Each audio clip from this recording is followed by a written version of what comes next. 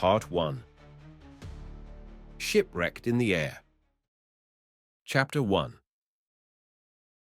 The hurricane of 1865 cries in the air, a balloon caught by a waterspout, only the sea in sight, 5 passengers, what took place in the basket, land ahead, the end. Are we going up again? Number on the contrary, we are going down. Worse than that, Mr. Smith, we are falling. For God's sake, throw over all the ballast. The last sack is empty. And the balloon rises again? No. I hear the splashing waves. The sea is under us. It is not 500 feet off. Then a strong, clear voice shouted, "Dash, dash, dash. Overboard with all we have, and God help us." Such were the words which rang through the air above the vast wilderness of the Pacific towards 4 o'clock in the afternoon of the 23rd of March, 1865. Doubtless, no one has forgotten that terrible northeast gale which vented its fury during the equinox of that year.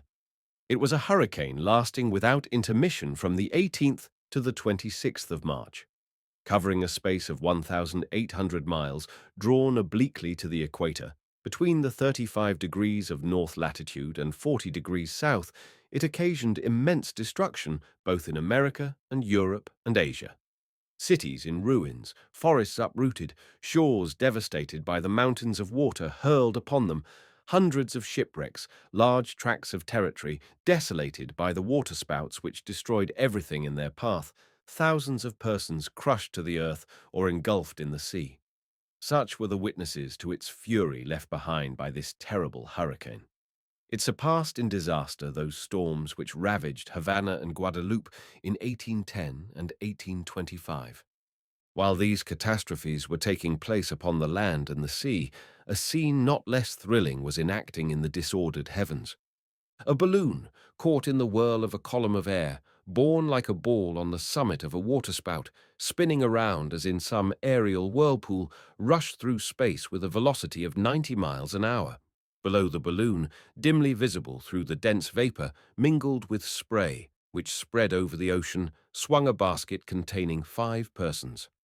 From whence came this aerial traveller, the sport of the awful tempest? Evidently, it could not have been launched during the storm, and the storm had been raging 5 days, its symptoms manifesting themselves on the 18th. It must, therefore, have come from a great distance, as it could not have traversed less than 2,000 miles in 24 hours. The passengers, indeed, had been unable to determine the course traversed, as they had nothing with which to calculate their position, and it was a necessary effect that, though borne along in the midst of this tempest, they were unconscious of its violence. They were whirled and spun about, and carried up and down without any sense of motion. Their vision could not penetrate the thick fog massed together under the balloon. Around them everything was obscure. The clouds were so dense that they could not tell the day from the night. No reflection of light, no sound from the habitations of men, no roaring of the ocean had penetrated that profound obscurity in which they were suspended during their passage through the upper air. Only on their rapid descent had they become conscious of the danger threatening them by the waves. Meanwhile, the balloon, disencumbered of the heavy articles, such as munitions, arms, and provisions, had risen to a height of 4,500 feet, and the passengers, having discovered that the sea was beneath them, and realizing that the dangers above were less formidable than those below, did not hesitate to throw overboard everything, no matter how necessary, at the same time endeavoring to lose none of that fluid, the soul of the apparatus, which sustained them above the abyss. The night passed in the midst of dangers that would have proved fatal to souls less courageous, and with the coming of day, the hurricane showed signs of abatement. At dawn, the emptied clouds rose high into the heavens, and in a few hours more, the whirlwind had spent its force. The wind from a hurricane had subsided into what sailors would call a 3-reef breeze. Toward 11 o'clock, the lower strata of the air had lightened visibly. The atmosphere exhaled that humidity which is noticeable after the passage of great meteors. It did not seem as if the storm had moved westward, but rather as if it was ended. Perhaps it had flowed off in electric sheets after the whirlwind had spent itself, as is the case with the typhoon in the Indian Ocean. Now, however, it became evident that the balloon was again sinking slowly but surely. It seemed also as if it was gradually collapsing, and that its envelope was lengthening and passing from a spherical into an oval form. It held 50,000 cubic feet of gas, and therefore, whether soaring to a great height or moving along horizontally, it was able to maintain itself for a long time in the air. In this emergency, the voyagers threw overboard the remaining articles which weighed down the balloon, the few provisions they had kept, and everything they had in their pockets, while one of the party hoisted himself into the ring to which was fastened the cords of the net, and endeavoured to closely tie the lower end of the balloon. But it was evident that the gas was escaping, and that the voyagers could no longer keep the balloon afloat. They were lost. There was no land, not even an island, visible beneath them. The wide expanse of ocean offered no point of rest, nothing upon which they could cast anchor. It was a vast sea on which the waves were surging with incomparable violence. It was the limitless ocean, limitless even to them from their commanding height. It was a liquid plain, lashed and beaten by the hurricane until it seemed like a circuit of tossing billows, covered with a network of foam. Not even a ship was in sight. In order, therefore, to save themselves from being swallowed up by the waves, it was necessary to arrest this downward movement, let it cost what it might.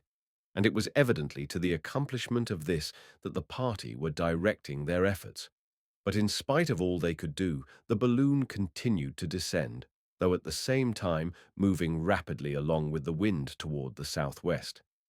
It was a terrible situation, this, of these unfortunate men. No longer masters of the balloon, their efforts availed them nothing.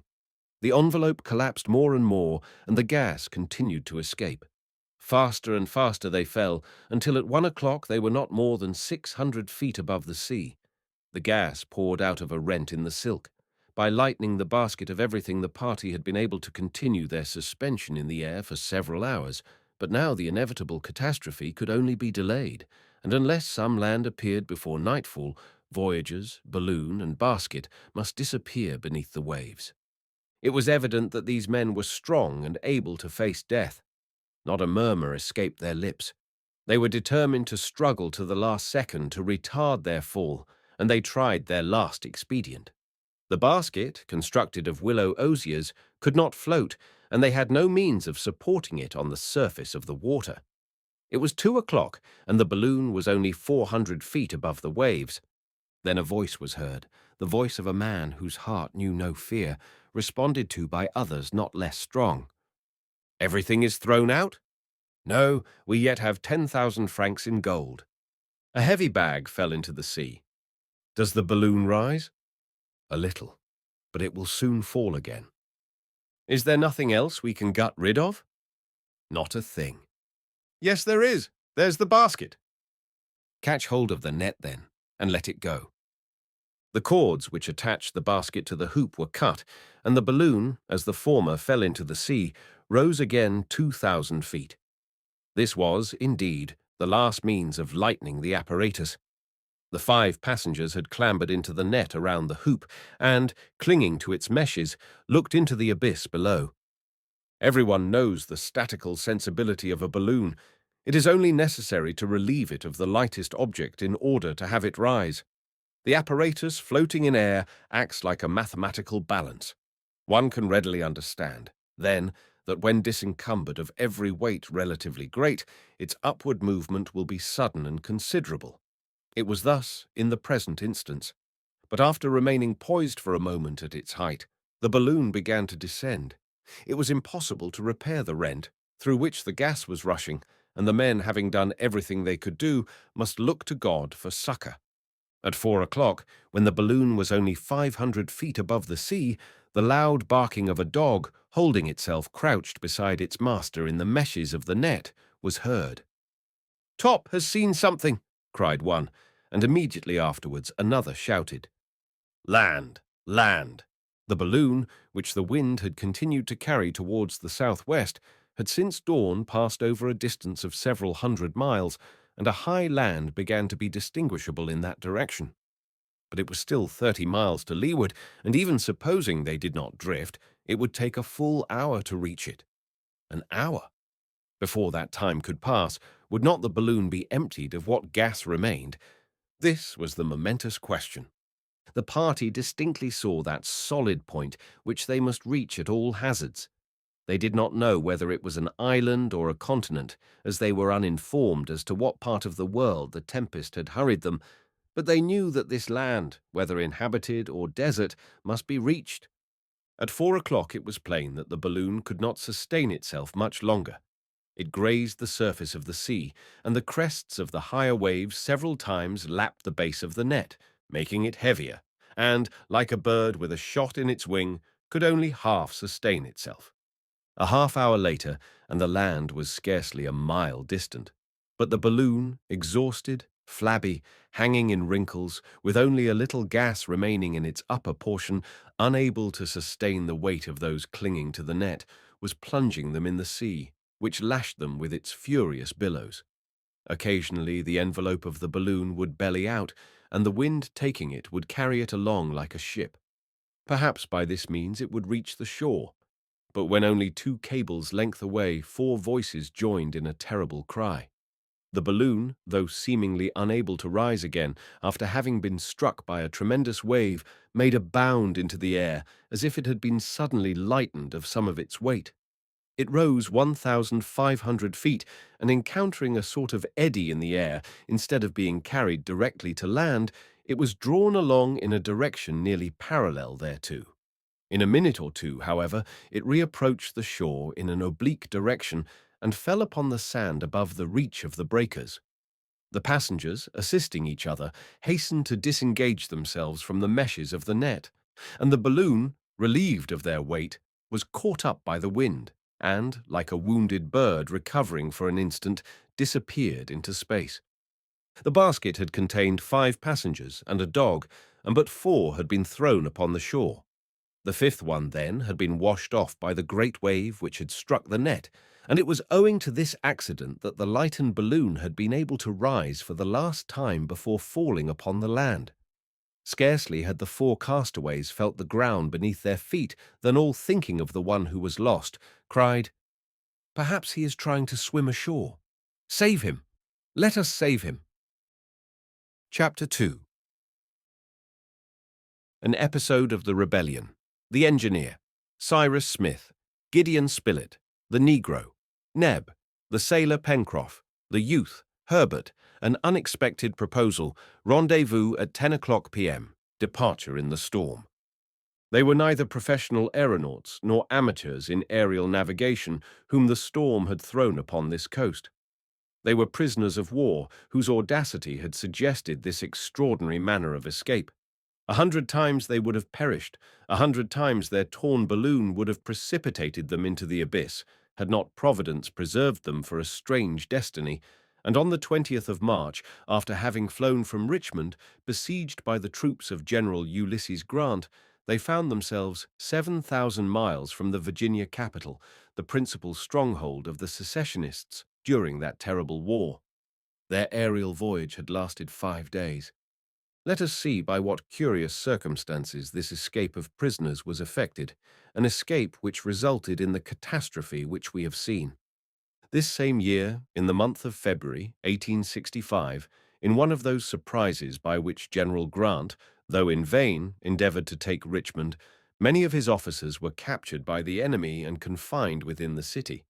One of the most distinguished of those taken was a Federal staff officer named Cyrus Smith. Cyrus Smith was a native of Massachusetts, an engineer by profession and a scientist of the first order, to whom the government had given, during the war, the direction of the railways, which played such a great strategic part during the war.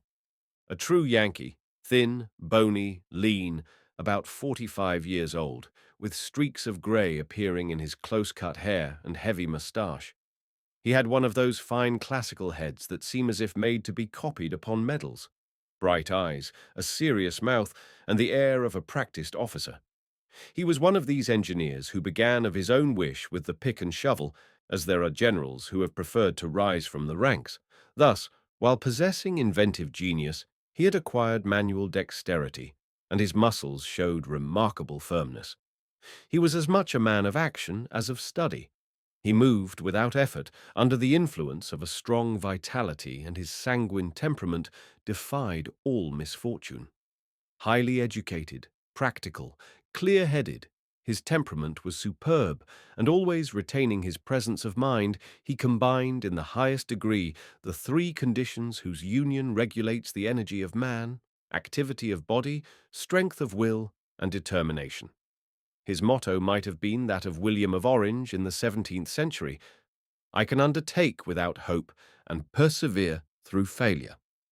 Cyrus Smith was also the personification of courage. He had been in every battle of the war. After having begun under General Grant with the Illinois Volunteers, he had fought at Paducah, at Belmont, at Pittsburgh Landing, at the Siege of Corinth, at Port Gibson, at the Black River, at Chattanooga, at the Wilderness, upon the Potomac, everywhere with bravery, a soldier worthy of the general who said, "I never counted my dead." And 100 times Cyrus Smith would have been among the number of those whom the terrible Grant did not count.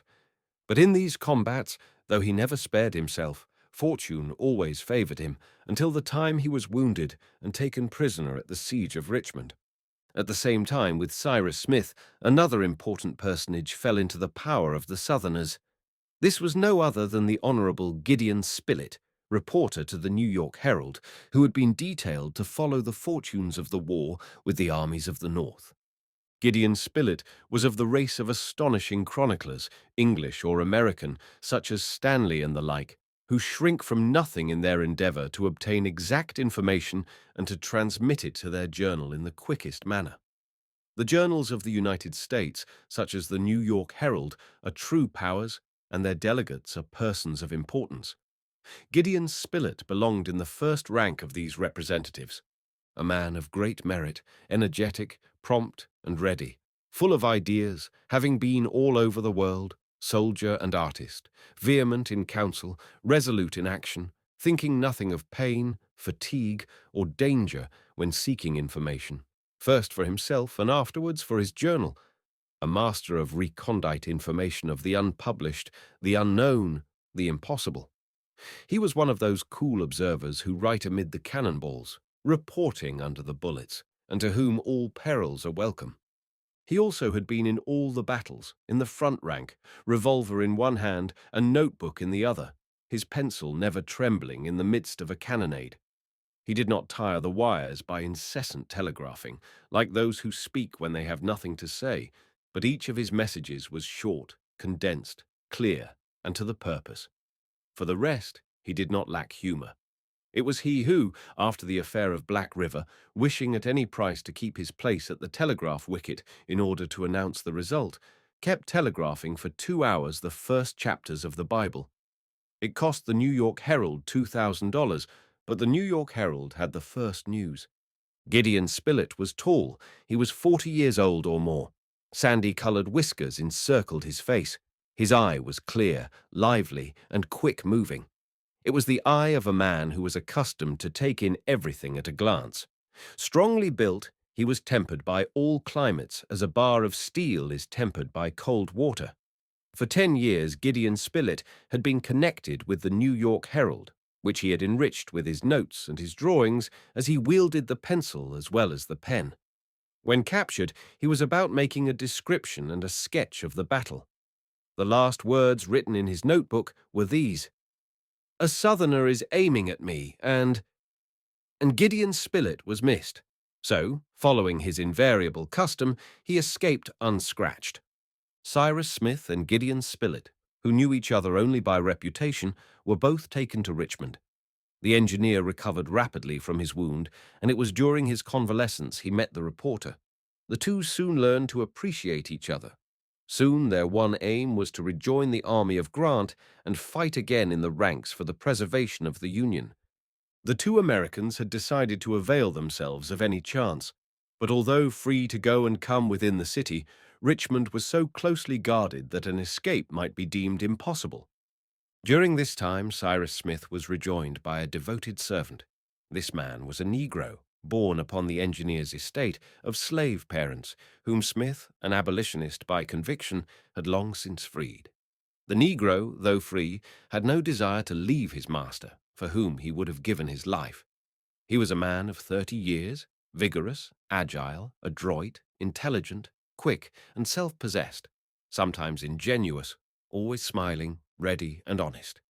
He was named Nebuchadnezzar, but he answered to the nickname of Neb. When Neb learned that his master had been taken prisoner, he left Massachusetts without waiting a moment, arrived before Richmond, and, by a ruse, after having risked his life 20 times, he was able to get within the besieged city. The pleasure of Cyrus Smith on seeing again his servant, and the joy of Neb in finding his master, cannot be expressed.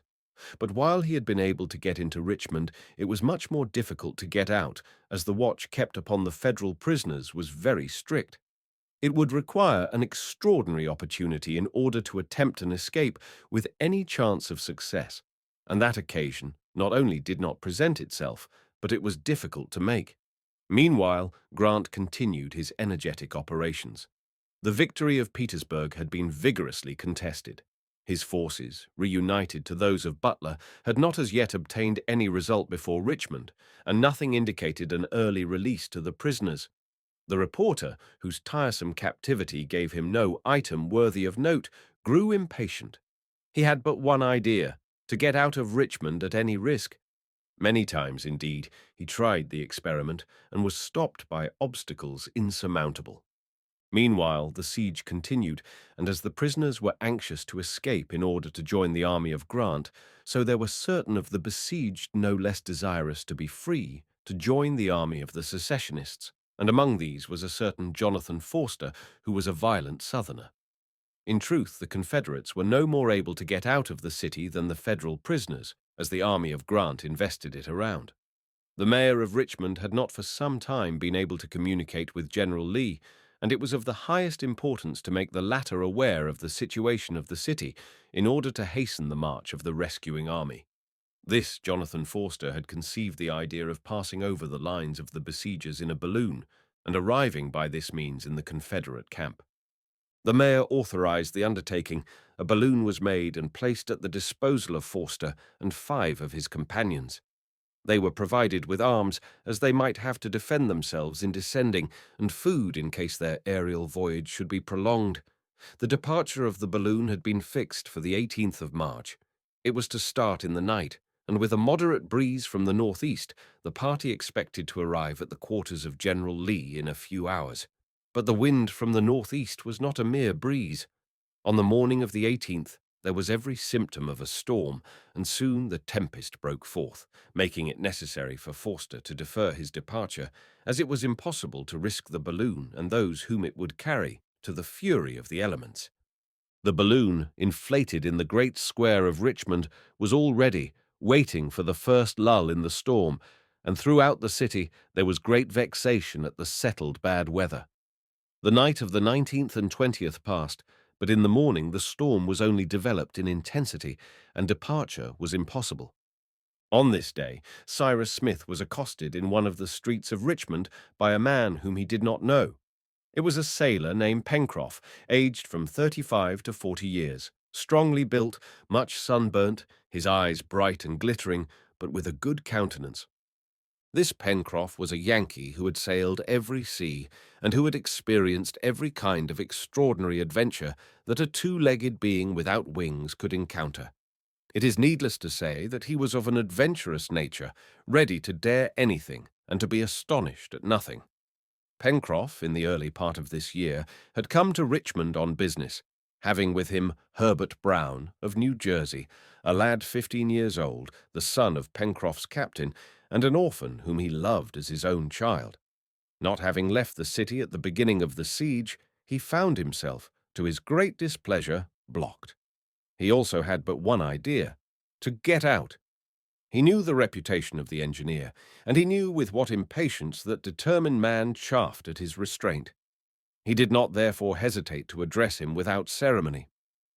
"Mr. Smith, have you had enough of Richmond?" The engineer looked fixedly at the man who spoke thus, and who added in a low voice, "Mr. Smith, do you want to escape?" "How?" answered the engineer, quickly, and it was evidently an inconsiderate reply, for he had not yet examined the man who spoke. "Mr. Smith, do you want to escape?" "Who are you?" he demanded, in a cold voice. Pencroff made himself known. "Sufficient," replied Smith. "And by what means do you propose to escape?" "By this idle balloon which is doing nothing, and seems to me all ready to take us." The sailor had no need to finish his sentence. The engineer had understood all in a word. He seized Pencroff by the arm and hurried him to his house. There the sailor explained his project, which, in truth, was simple enough. They risked only their lives in carrying it out. The storm was at its height, it is true, but a skillful and daring engineer like Smith would know well how to manage a balloon. He, himself, would not have hesitated to have started, had he known how, with Herbert, of course. He had seen many storms, and he thought nothing of them. Cyrus Smith listened to the sailor without saying a word, but with glistening eyes. This was the opportunity, and he was not the man to let it escape him. The project was very dangerous, but it could be accomplished.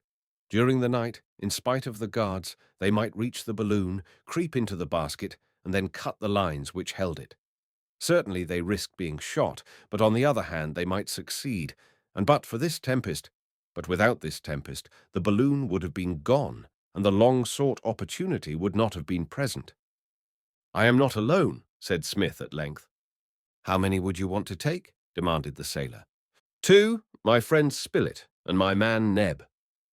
"That would be 3, replied Pencroff, "and, with Herbert and myself, 5. Well, the balloon can carry 6. "Very well, we will go," said the engineer. This "we" pledged the reporter, who was not a man to retreat, and who, when the project was told him, approved of it heartily. What astonished him was that so simple a plan had not already occurred to himself. As to Neb, he followed his master wherever his master wanted to go. "Tonight, then," said Pencroff. "Tonight, at 10 o'clock," replied Smith, "and pray heaven that this storm does not abate before we get off."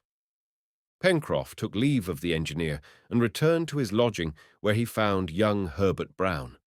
This brave boy knew the plans of the sailor, and he was not without a certain anxiety as to the result of the proposal to the engineer. We see, therefore, 5 persons determined to throw themselves into the vortex of the storm. The storm did not abate, and neither Jonathan Forster nor his companion dreamed of confronting it in that frail basket. The journey would be terrible. The engineer feared but one thing, that the balloon, held to the ground and beaten down under the wind, would be torn into 1,000 pieces. During many hours he wandered about the nearly deserted square, watching the apparatus. Pencroff, his hands in his pockets, yawning like a man who is unable to kill time, did the same. But in reality he also feared that the balloon would be torn to pieces, or break from its moorings and be carried off. Evening arrived, and the night closed in dark and threatening. Thick masses of fog passed like clouds low down over the earth. Rain mingled with snow fell. The weather was cold. A sort of mist enveloped Richmond. It seemed as if in the face of this terrible tempest a truce had been agreed upon between the besiegers and besieged, and the cannon were silent before the heavy detonations of the storm. The streets of the city were deserted. It had not even seemed necessary, in such weather, to guard the square in which swung the balloon. Everything favored the departure of the prisoners, but this voyage, in the midst of the excited elements— "Bad weather," said Pencroff, holding his hat, which the wind was trying to take off, firmly to his head. "But sure, it can't last, all the same." At 9:30, Cyrus Smith and his companions glided by different routes to the square, which the gaslights, extinguished by the wind, left in profound darkness. They could not see even the huge balloon as it lay pressed over against the ground. Beside the bags of ballast which held the cords of the net, the basket was held down by a strong cable passed through a ring fastened in the pavement and the ends brought back on board. The 5 prisoners came together at the basket. They had not been discovered, and such was the darkness that they could not see each other. Without saying a word, 4 of them took their places in the basket, while Pencroff, under the direction of the engineer, unfastened successively the bundles of ballast. It took but a few moments, and then the sailor joined his companions. The only thing that then held the balloon was the loop of the cable, and Cyrus Smith had but to give the word for them to let it slip. At that moment, a dog leaped with a bound into the basket. It was Top, the dog of the engineer, who, having broken his chain, had followed his master.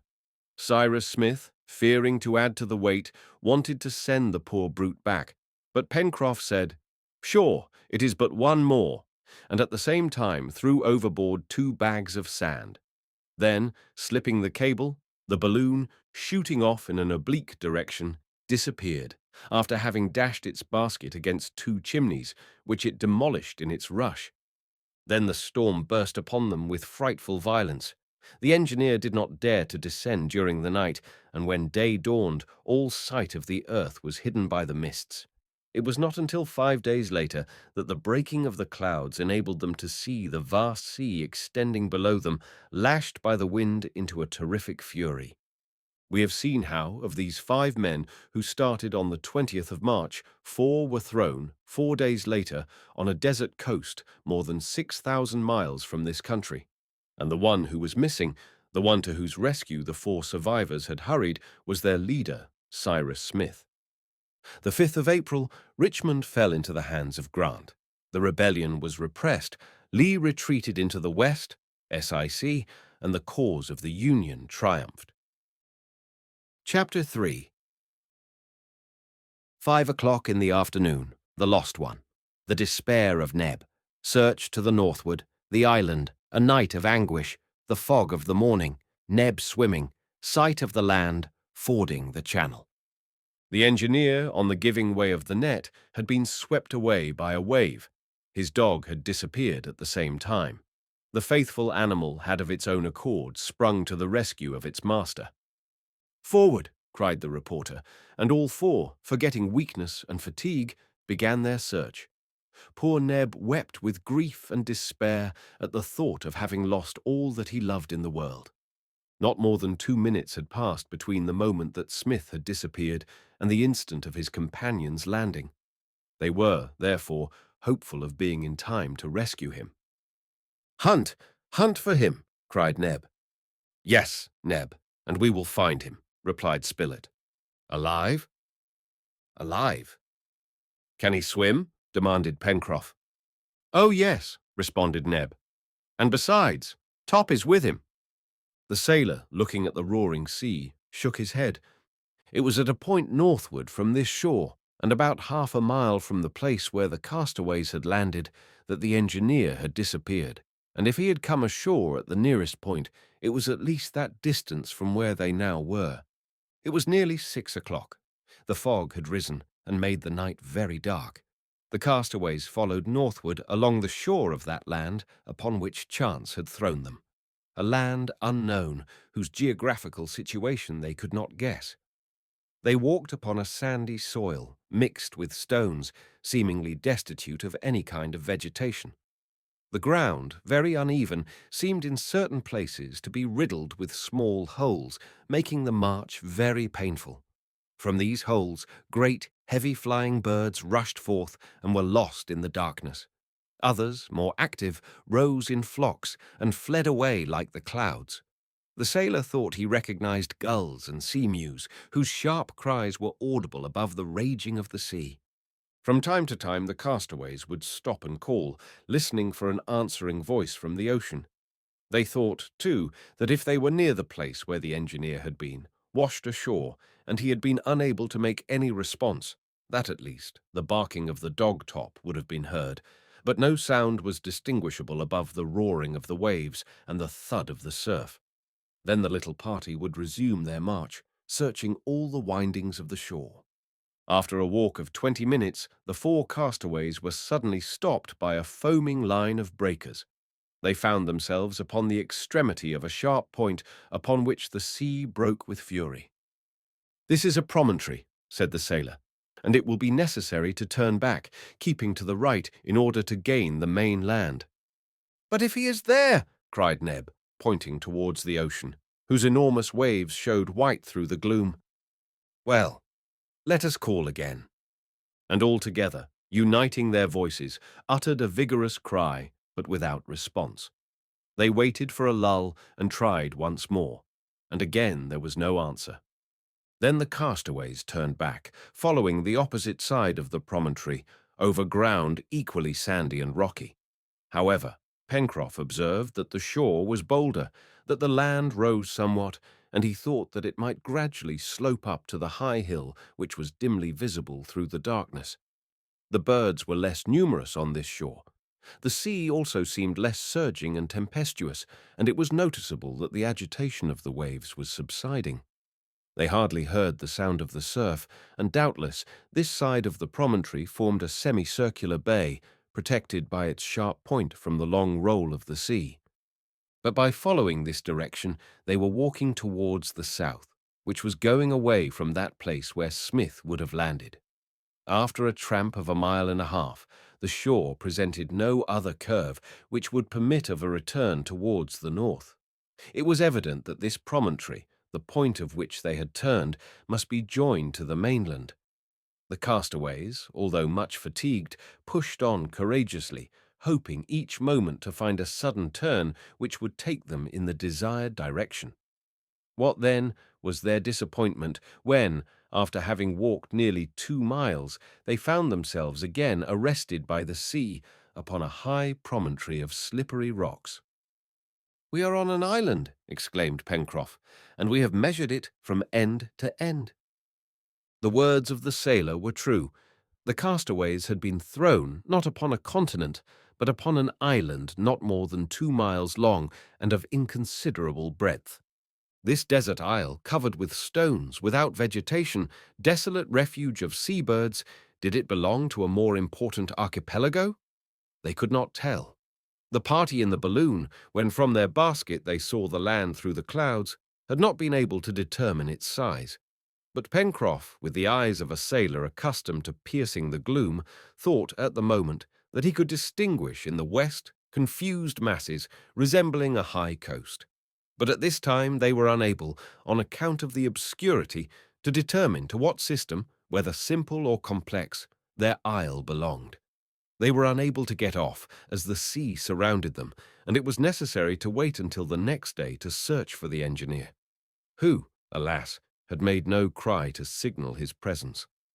"The silence of Cyrus proves nothing," said the reporter. "He may have fainted or be wounded and unable to reply, but we will not despair."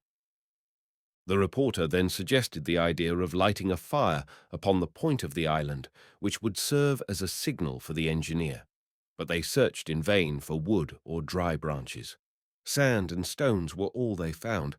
One can understand the grief of Neb and his companions, who were strongly attached to their brave comrade. It was too evident that they could not help him now, and that they must wait till day. The engineer had escaped, and was already safe upon the land, or he was lost forever. The hours were long and dreadful, the cold was intense, and the castaways suffered keenly, but they did not realize it. They did not think of sleep. Thinking only of their chief, hoping, wishing to hope, they moved back and forth upon that arid island, constantly returning to the northern end, where they would be closest to the place of the catastrophe. They listened, they shouted, they tried to catch some call, and, as a lull would come, or the roar of the surf fall with the waves, their halloos must have sounded far into the distance. Once the cry of Neb was answered by an echo, and Herbert made Pencroff notice it, saying, "That proves that there is land not far to the west." The sailor nodded. He knew his eyes could not deceive him. He thought he had seen land, and it must be there. But this distant echo was the only answer to the cries of Neb, and the silence about the island remained unbroken. Meanwhile, the sky was clearing slowly. Towards midnight, some stars shone out, and, had the engineer been there with his companions, he would have noticed that these stars did not belong to the northern hemisphere. The pole star was not visible in this new horizon. The constellations in the zenith were not such as they had been accustomed to see from North America, and the Southern Cross shone resplendent in the heavens. The night passed, and towards 5 o'clock in the morning, the middle heavens began to brighten, though the horizon remained obscure. until with the first rays of day, a fog rose from the sea, so dense that the eye could scarcely penetrate 20 paces into its depths and separate it into great, heavy-moving masses. This was unfortunate, as the castaways were unable to distinguish anything about them. While the gaze of Neb and the reporter was directed towards the sea, the sailor and Herbert searched for the land in the west, but they could see nothing. "Never mind," said Pencroff, "if I do not see the land. I feel that it is there, just as sure as that we are not in Richmond." But the fog, which was nothing more than a morning mist, soon rose. A clear sun warmed the upper air, its heat penetrating to the surface of the island. At 6:30, 3/4 of an hour after sunrise, the mist was nearly gone. Though still thick overhead, it dissolved below, and soon all the island appeared, as from a cloud. Then the sea appeared, limitless towards the east, but bounded on the west by a high and abrupt coast. Yes, the land was there. There, safety was at least provisionally assured. The island and the mainland were separated by a channel 1/2 mile wide, through which rushed a strong current. Into this current one of the party, without saying a word or consulting with his companions, precipitated himself. It was Neb. He was anxious to be upon that coast and to be pushing forward towards the north. No one could keep him back.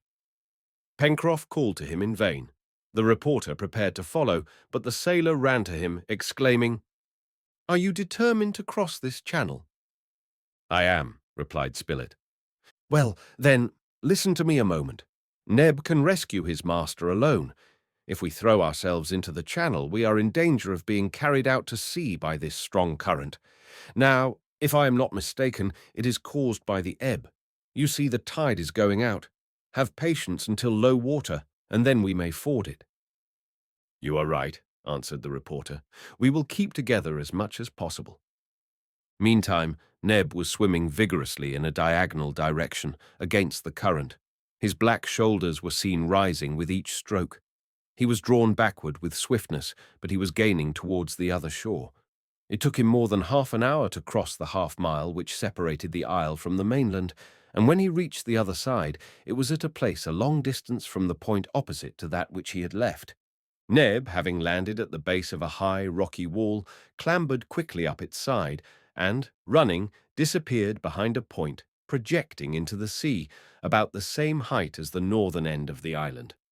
Neb's companions had watched with anxiety his daring attempt, and, when he was out of sight, they fixed their eyes upon that land from which they were going to demand refuge. They ate some of the shellfish which they found upon the sands. It was a poor meal, but then it was better than nothing.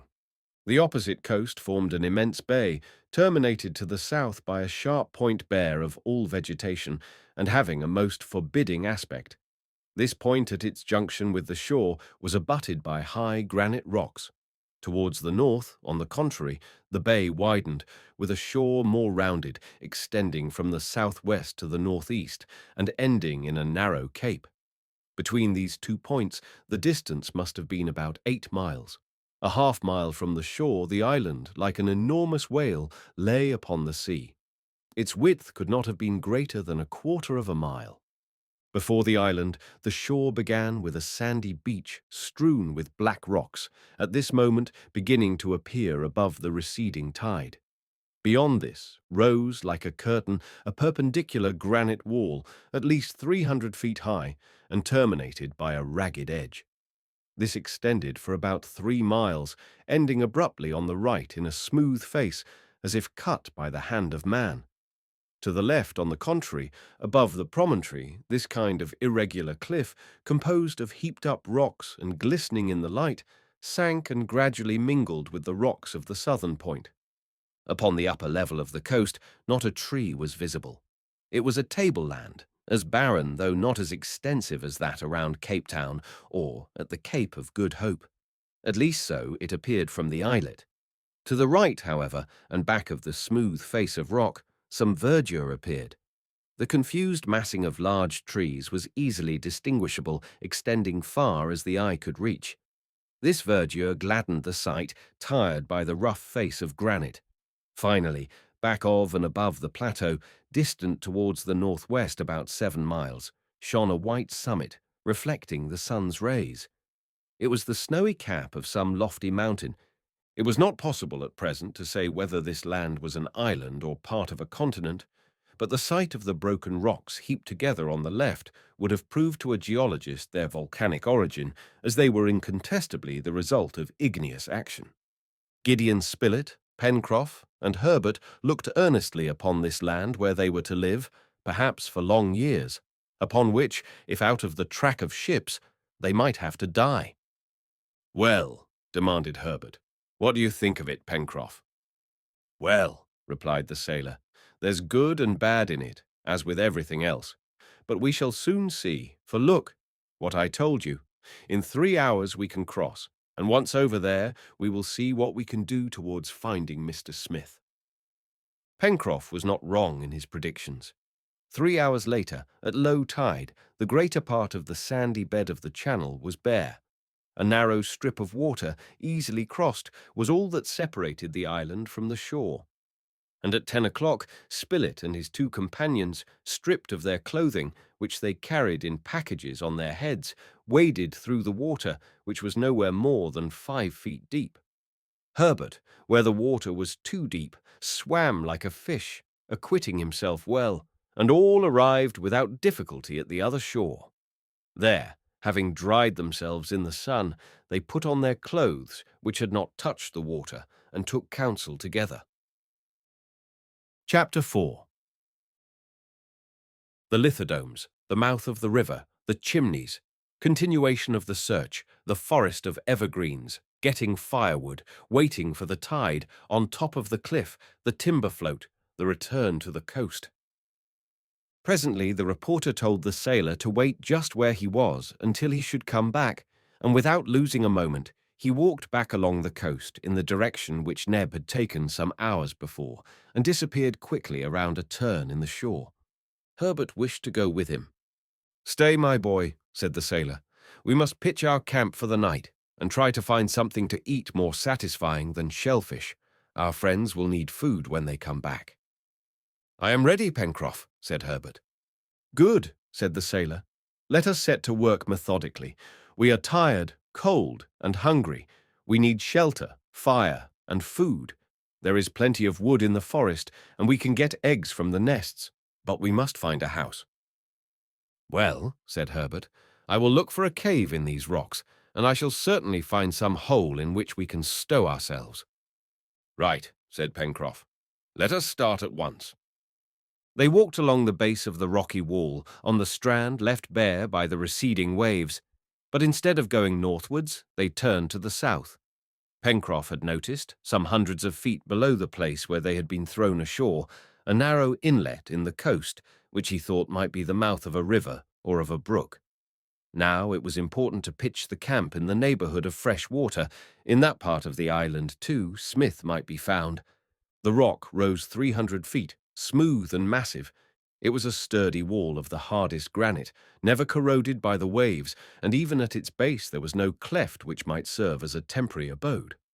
About the summit hovered a host of aquatic birds, mainly of the web-footed tribe, with long, narrow, pointed beaks.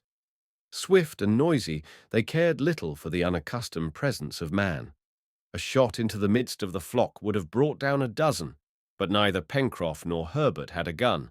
Besides, gulls and sea mews are barely eatable, and their eggs have a very disagreeable flavor. Meanwhile, Herbert, who was now to the left, soon noticed some rocks thickly strewn with seaweed, which would evidently be submerged again in a few hours. On them lay hosts of bivalves, not to be disdained by hungry men. Herbert called to Pencroff, who came running to him. "Ah, they are mussels," said the sailor. "Now we can spare the eggs." "They are not mussels," said Herbert, examining the mollusks carefully. "They are lithodomes." "Can we eat them?" said Pencroff. "Certainly." "Then let us eat some lithodomes." The sailor could rely on Herbert, who was versed in natural history and very fond of it.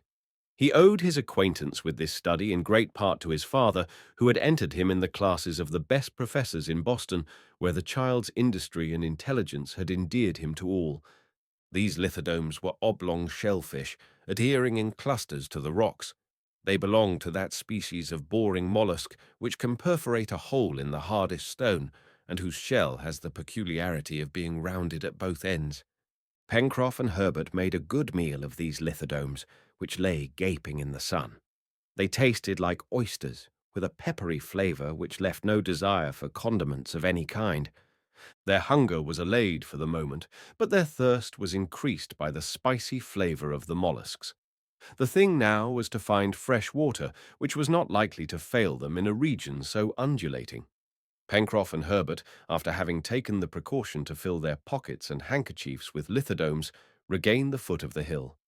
200 feet further on they reached the inlet, through which, as Pencroff had surmised, a little river was flowing with full current. Here the rocky walls seemed to have been torn asunder by some volcanic convulsion. At its base lay a little creek running at an acute angle. The water in this place was 100 feet across, while the banks on either side were scarcely 20 feet broad. The river buried itself at once between the two walls of granite, which began to decline as one went upstream. "Here is water," said Pencroff, "and over there is wood. Well, Herbert, now we only want the house." The river water was clear. The sailor knew that as the tide was now low, there would be no influx from the sea, and the water would be fresh.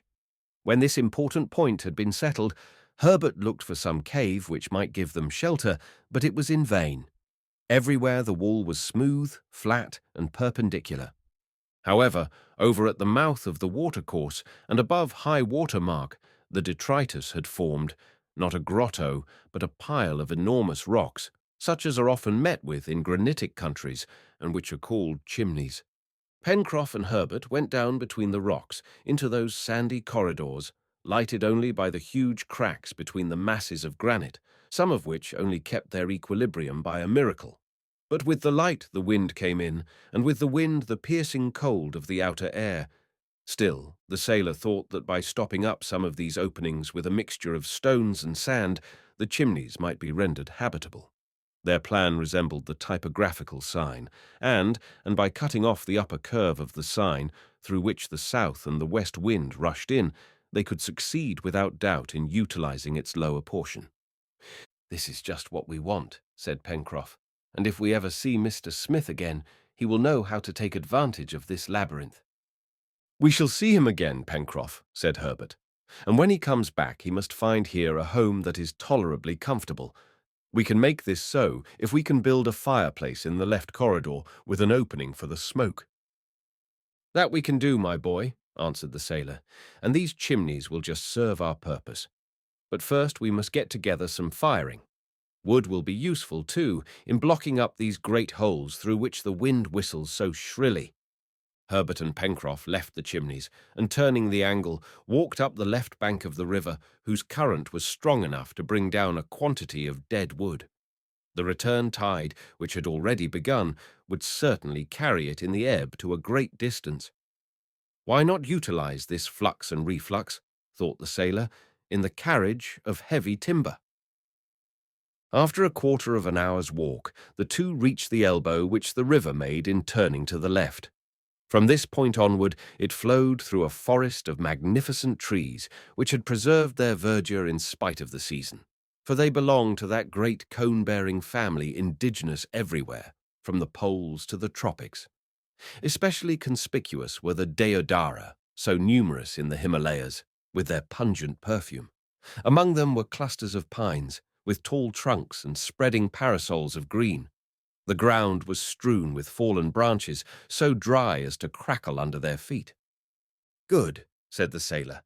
"I may not know the name of these trees, but I know they belong to the genus firewood, and that's the main thing for us." It was an easy matter to gather the firewood. They did not need even to strip the trees. Plenty of dead branches lay at their feet. This dry wood would burn rapidly, and they would need a large supply. How could two men carry such a load to the chimneys? Herbert asked the question. "My boy," said the sailor, "there's a way to do everything. If we had a car or a boat, it would be too easy." "We have the river," suggested Herbert. "Exactly," said Pencroff. "The river shall be our road, and our carrier, too. Timber floats were not invented for nothing. But our carrier is going in the wrong direction, said Herbert, since the tide is coming up from the sea. We have only to wait for the turn of tide, answered the sailor. Let us get our float ready. They walked towards the river, each carrying a heavy load of wood tied up in faggots. On the bank, too, lay quantities of dead boughs, among grass which the foot of man had probably never pressed before. Pencroff began to get ready his float.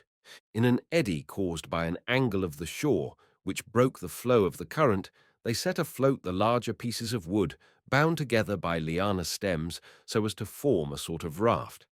On this raft they piled the rest of the wood, which would have been a load for 20 men. In an hour their work was finished, and the float was moored to the bank to wait for the turn of the tide. Pencroff and Herbert resolved to spend the meantime in gaining a more extended view of the country from the higher plateau. 200 feet behind the angle of the river, the wall, terminating in irregular masses of rocks, sloped away gently to the edge of the forest. The two easily climbed this natural staircase, soon attained the summit, and posted themselves at the angle overlooking the mouth of the river. Their first look was at that ocean over which they had been so frightfully swept. They beheld with emotion the northern part of the coast, the scene of the catastrophe and of Smith's disappearance.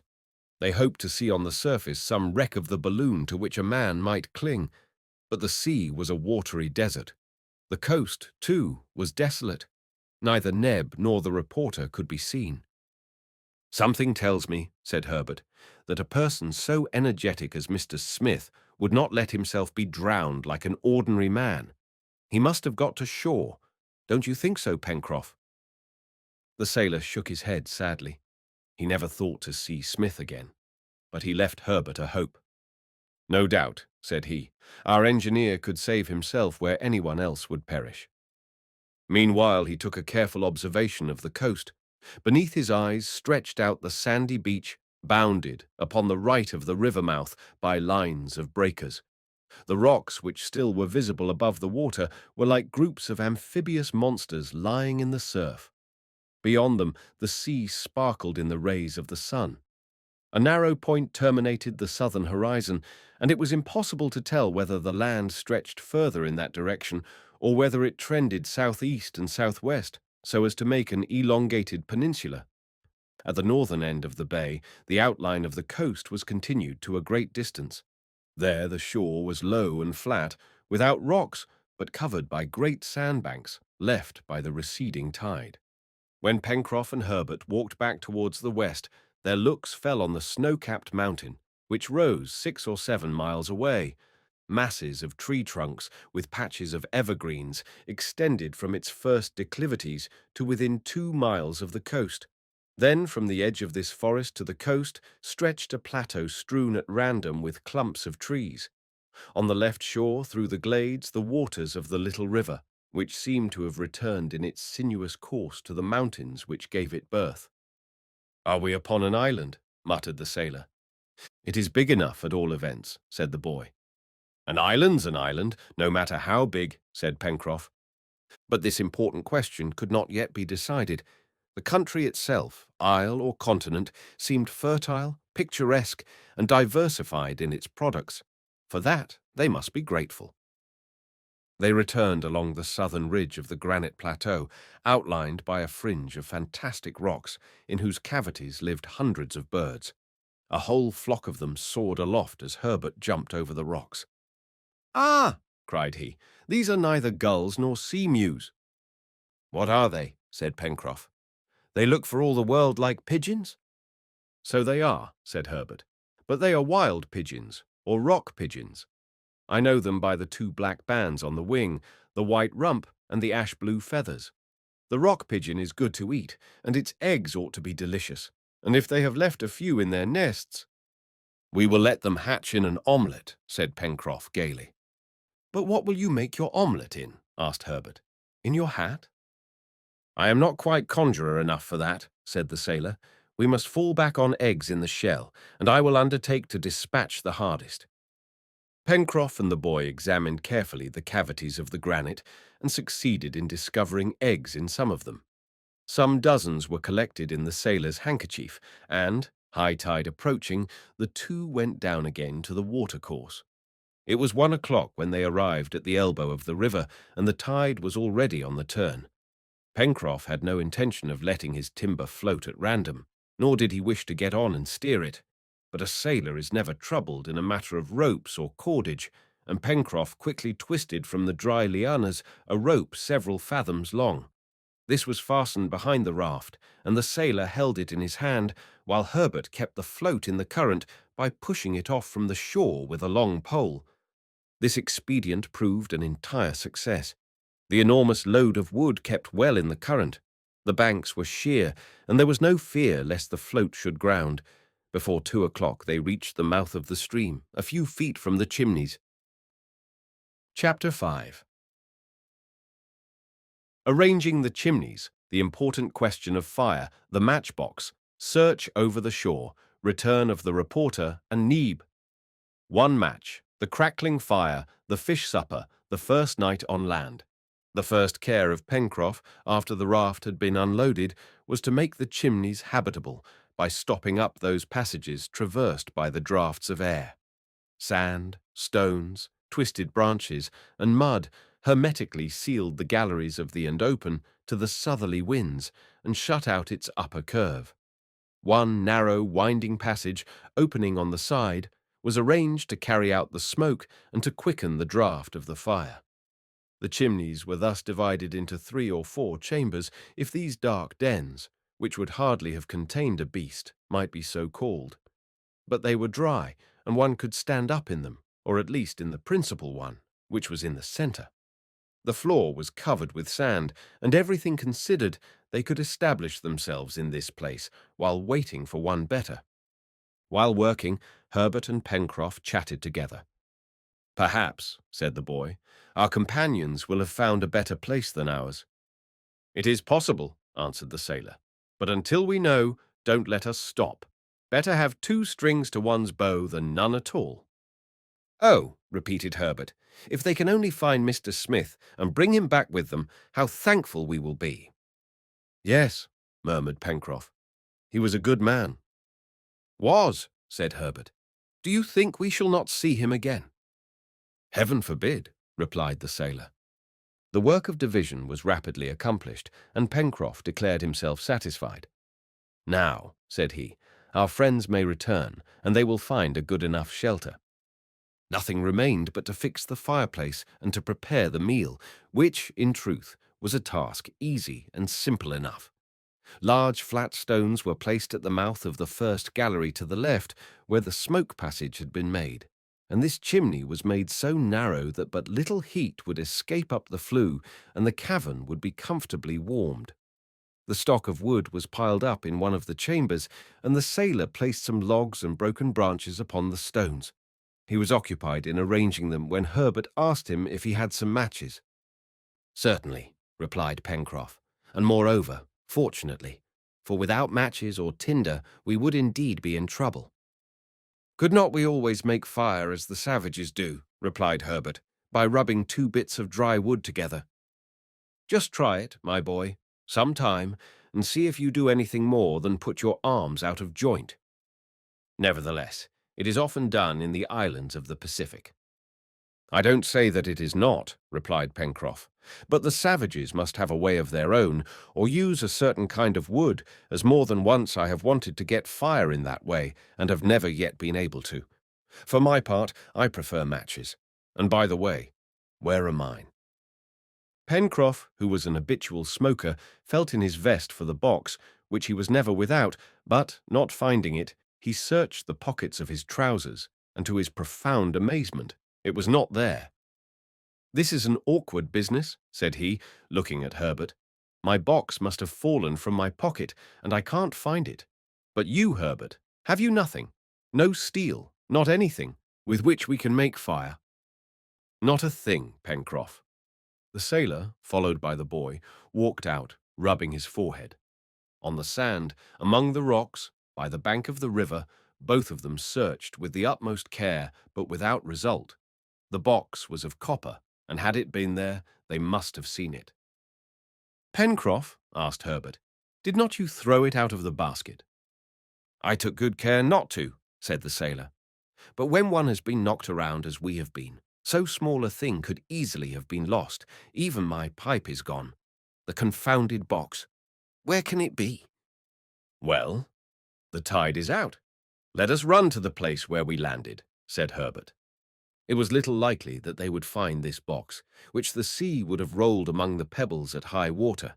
Nevertheless, it would do no harm to search. They therefore went quickly to the place where they had first landed, some 200 paces from the chimneys. There, among the pebbles, in the hollows of the rocks, they made minute search, but in vain. If the box had fallen here, it must have been carried out by the waves. As the tide went down, the sailor peered into every crevice, but without success. It was a serious loss, and for the time, irreparable. Pencroff did not conceal his chagrin. He frowned, but did not speak, and Herbert tried to console him by saying that most probably the matches would have been so wetted as to be useless. "No, my boy," answered the sailor. "They were in a tightly closing metal box. But now, what are we to do?" "We will certainly find means of procuring fire," said Herbert. "Mr. Smith or Mr. Spilett will not be as helpless as we are." "Yes, but in the meantime we are without it," said Pencroff, "and our companions will find but a very sorry meal on their return." "But," said Herbert, hopefully, "it is not possible that they will have neither tinder nor matches." "I doubt it," answered the sailor, shaking his head. "In the first place, neither Neb nor Mr. Smith smoke, and then I'm afraid Mr. Spilett has more likely kept his notebook than his matchbox." Herbert did not answer. This loss was evidently serious. Nevertheless, the lad thought surely they could make a fire in some way or other, but Pencroff, more experienced, although a man not easily discouraged, knew differently. At any rate, there was but one thing to do, to wait until the return of Neb and the reporter. It was necessary to give up the repast of cooked eggs which they had wished to prepare, and a diet of raw flesh did not seem to be, either for themselves or for the others, an agreeable prospect. Before returning to the chimneys, the companions, in case they failed of a fire, gathered a fresh lot of lithodomes, and then silently took the road to their dwelling. Pencroff, his eyes fixed upon the ground, still searched in every direction for the lost box. They followed again up the left bank of the river, from its mouth to the angle where the raft had been built. They returned to the upper plateau and went in every direction, searching in the tall grass on the edge of the forest, but in vain. It was 5 o'clock when they returned again to the chimneys, and it is needless to say that the passages were searched in their darkest recesses before all hope was given up. Towards 6 o'clock, just as the sun was disappearing behind the high land in the west, Herbert, who was walking back and forth upon the shore, announced the return of Neb and of Gideon Spilett. They came back alone, and the lad felt his heart sink. The sailor had not, then, been wrong in his presentiments. They had been unable to find the engineer. The reporter, when he came up, seated himself upon a rock without speaking.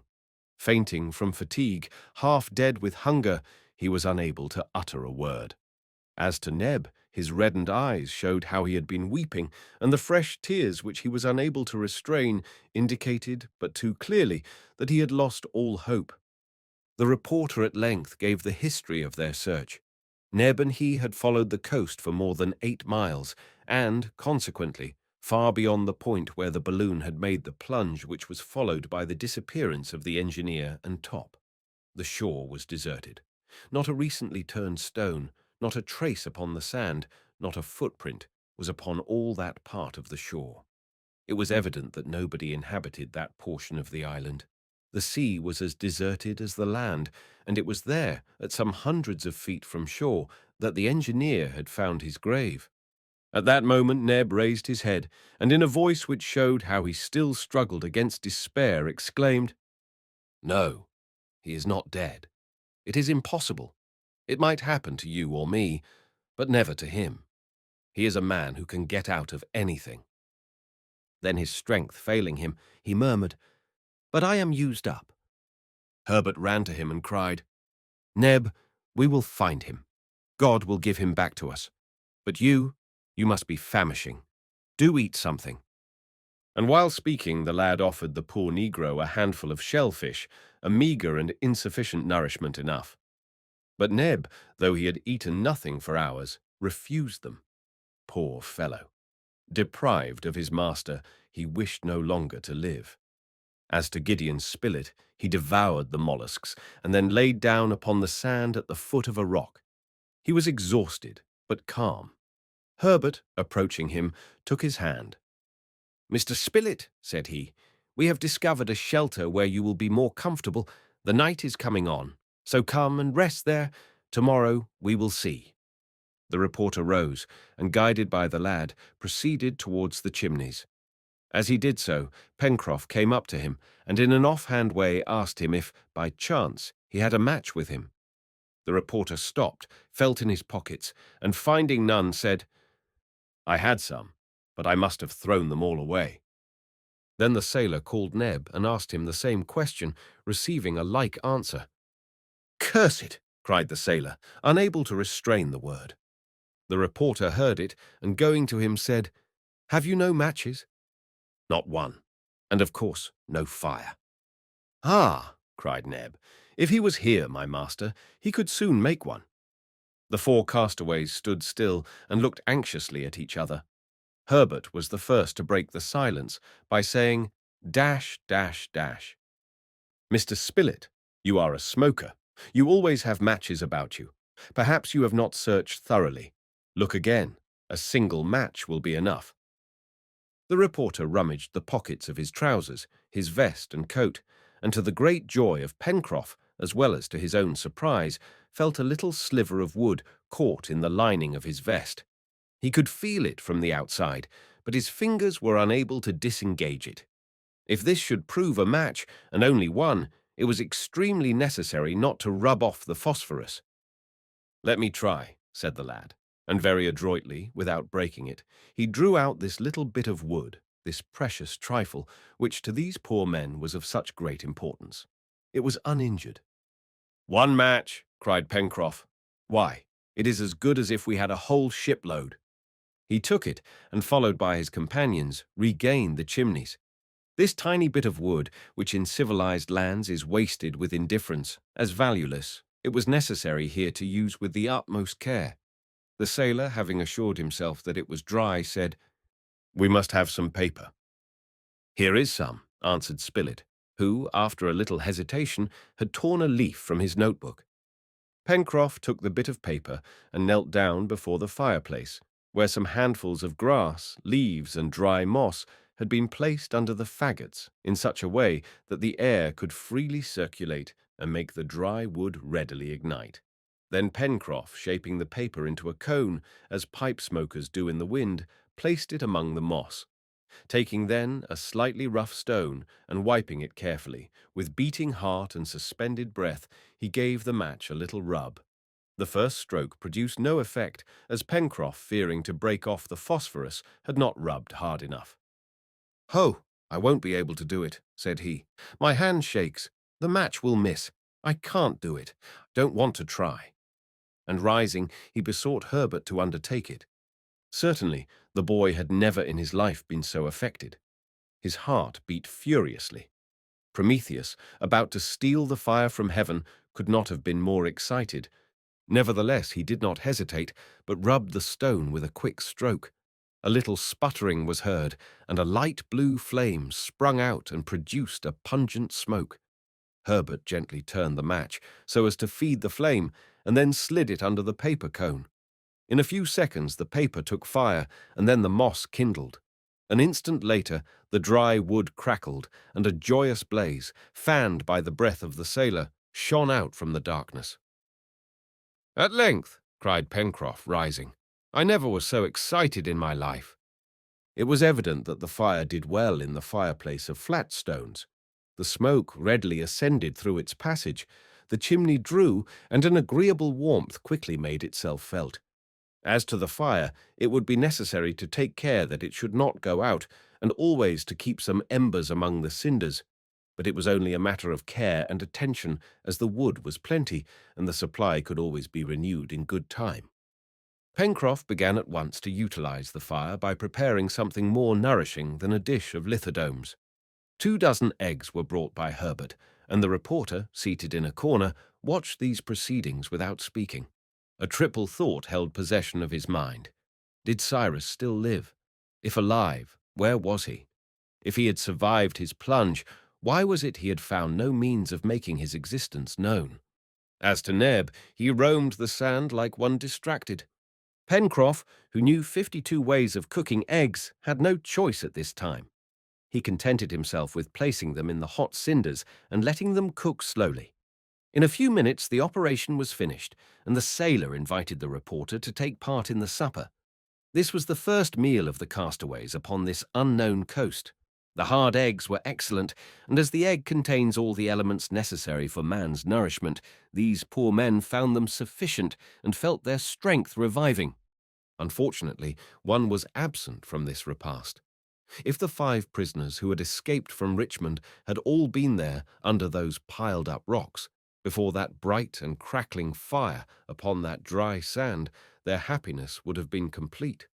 But the most ingenious, as well as the most learned, he who was undoubtedly their chief, Cyrus Smith, alas, was missing, and his body had not even obtained burial. Thus passed the 25th of March. The night was come. Outside they heard the whistling of the wind, the monotonous thud of the surf, and the grinding of the pebbles on the beach. The reporter had retired to a dark corner after having briefly noted the events of the day, the first sight of this new land, the loss of the engineer, the exploration of the shore, the incidents of the matches, etc., and overcome by fatigue, he was enabled to find some rest in sleep. Herbert fell asleep at once. The sailor, dozing, with one eye open, passed the night by the fire, on which he kept heaping fuel. One only of the castaways did not rest in the chimneys.